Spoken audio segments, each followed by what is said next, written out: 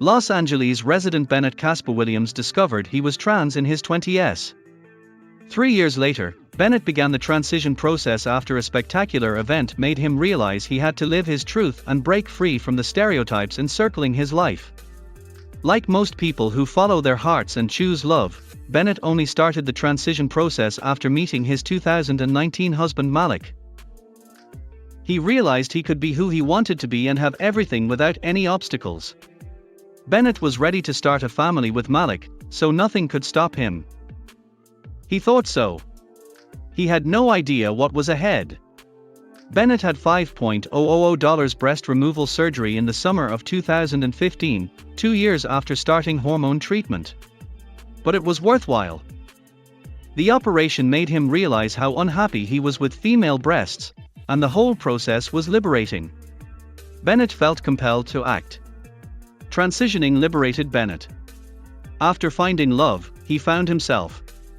He could finally relax after a lifetime of hiding his true self for fear of what others would say.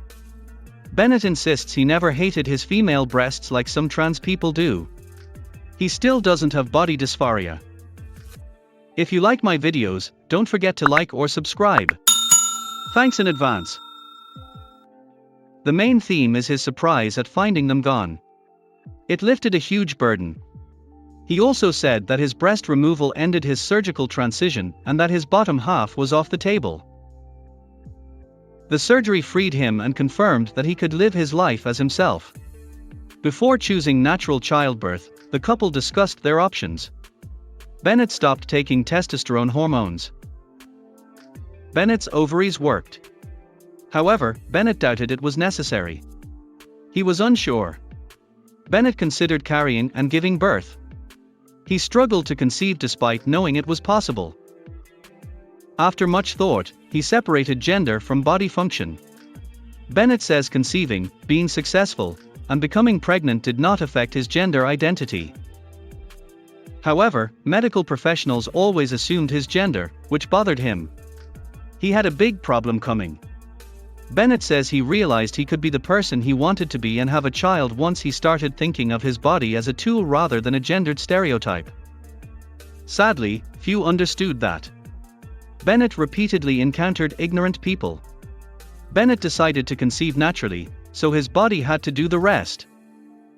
He says no one can know if having children is possible until they try. He would do anything to have a child. Birth with a uterus does not guarantee pregnancy or full-term pregnancy. He added that none of these are universal. However, he persisted. He wanted to try anything to conceive. Bennett became pregnant naturally in March 2020 after stopping hormones. He says the process went faster than expected. The news thrilled him. He faced a long, potentially difficult process. The new baby thrilled the couple. In 2020, a pandemic and lockdown overwhelmed the world. This caused him to worry about how to protect himself and the baby, lowering his spirits. Lockdown has meant many self-checkups. Doctors and nurses excelled. I think this is their first trans pregnancy, but everyone has been very accepting. Bennett stated, "We know the baby's sex, but we won't announce that until after the birth." He had his reasons. When asked, he told the media, "There's something about society's obsession with finding out a baby's gender, which is a bit too much." Bennett concluded, "Once they are born, we will use the pronouns that correspond to their sex, but we will make it clear they don't have to accept those labels." Bennett was nervous because he found out he was pregnant a week before lockdown, pandemic, and safety. But everything worked out. In October 2020, Bennett and Malik had their beautiful son Hudson via cesarean section. But something happened. Bennett was misgendered in the hospital. Despite his beard and flat chest, the nurses and doctors didn't bother using the right pronoun for him. This bothered Bennett. After all he had gone through to accept that his body wasn't gendered, the hospital staff didn't seem to care. Bennett was only upset about his pregnancy because of medical misgendering. Nurses kept calling him mom, mother, and even though he had a full beard and a male gender marker on all of his identification. Not just annoying. It hurt too. The incident worsened his identity crisis.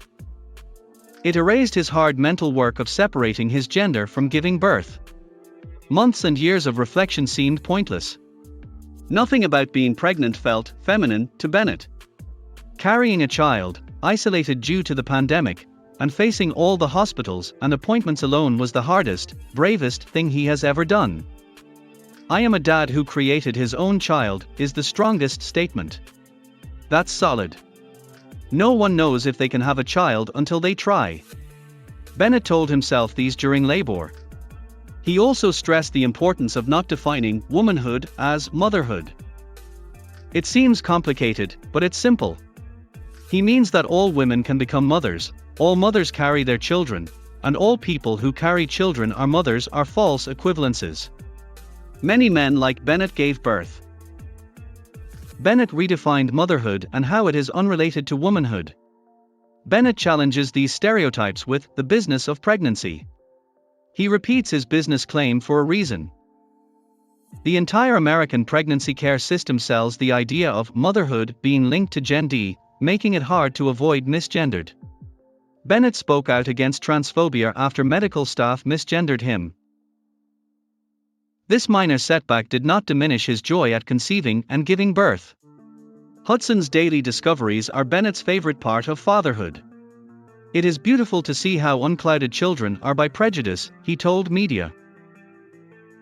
"When he discovers he can do something new, he runs over to me shouting, 'Dada, that is my best moment,'" he says, moved. "Children are these amazing beings that don't see the world with the same bias and preconceptions as adults," Bennett says. Hudson considers having two fathers normal. "Those two brought him into the world and will be with him throughout life. To my son, there is nothing more natural than having a dada and a papa, and when he is old enough, he will come to know that his dada carried him and took care of him, so he could come into this world," he says. Bennett's story teaches tolerance and non-prejudice. Children see love, patience, and commitment. Bennett concludes, "My son will accept that he came from me, just as he accepts all the love and beauty around him." Like all parents, he wants the best for his son. Thanks for watching. I'll see you again in the next video.